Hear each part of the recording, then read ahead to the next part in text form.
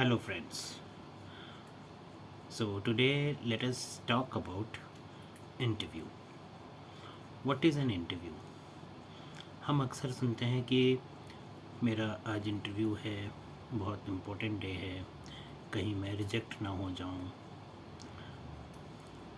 फिर सबसे ज़्यादा हमारे दिमाग में क्या रहता है? हमारे दिमाग में सक्सेस,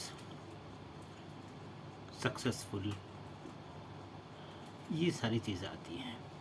तो हम पहले से ही काफ़ी जजमेंटल हो जाते हैं इंटरव्यूज़ को लेकर, काफ़ी इमोशनल हो जाते हैं इंटरव्यूज़ को लेकर, और होना भी चाहिए कहीं ना कहीं, क्योंकि ये कहीं ना कहीं हमारे कैरियर, हमारा फ्यूचर को डिसाइड करता है। This is the path of success. क्योंकि जब मैं किसी इंटरव्यू को क्रैक करता हूँ तो मुझे जॉब मिलती है किसी एक ऑर्गेनाइजेशन में, मुझे एक मंथली सैलरी मिलता है एक ऑर्गेनाइजेशन से, और कहीं ना कहीं मेरा कैरियर सेट होता है, कहीं ना कहीं मेरा फ्यूचर सेट होता है। बट मैं एक पते की बात बताऊंगा आज आपके साथ, आपको शेयर करना चाहूँगा। जब भी कोई इंटरव्यू कॉल आता है या आपका इंटरव्यू स्केड्यूल होता है, तो इस चीज़ को दिमाग में मत लाओ आप कि उस इंटरव्यू को क्रैक करना है, ठीक है। या ये भी मत लाओ दिमाग में कि अगर मैं उस इंटरव्यू में रिजेक्ट हो जाऊं, तो ये सारी चीज़ें मत लाओ अपने दिमाग में।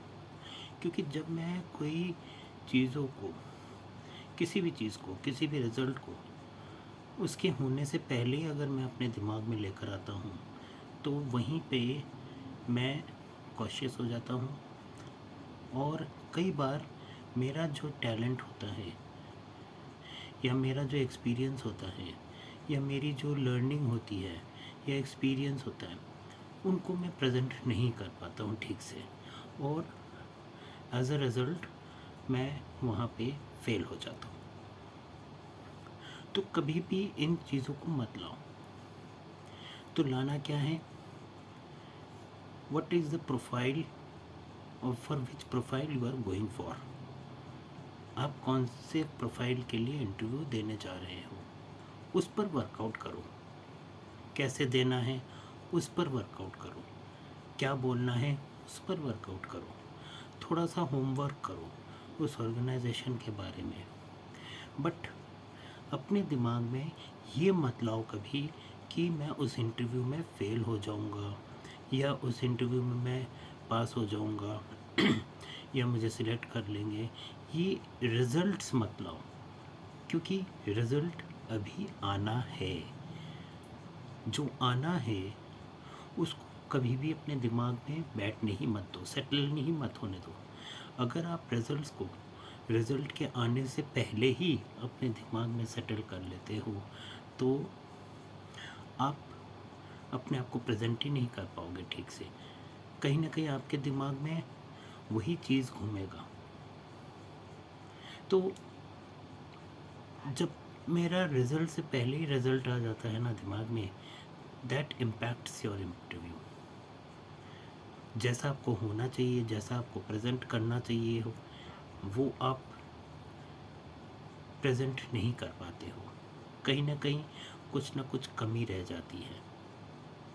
हाँ, अगर आप सक्सेस हो जाते हो, that's a very good thing. But maximum क्या होता है, रिजेक्शन हो जाता है। क्यों? क्योंकि हम कॉन्शियस हो गए। कॉन्शियस मतलब हम उसी चीज़ को सोचने लग जाते हैं इंटरव्यू के दौरान भी। इनफैक्ट जब मैं अपने घर से निकलता हूँ उस इंटरव्यू के लिए, वहीं से ही वो चीज़ दिमाग में रहता है। कहीं ना कहीं मैं बैटल्स, कई सारे बैटल्स लड़ता हूँ।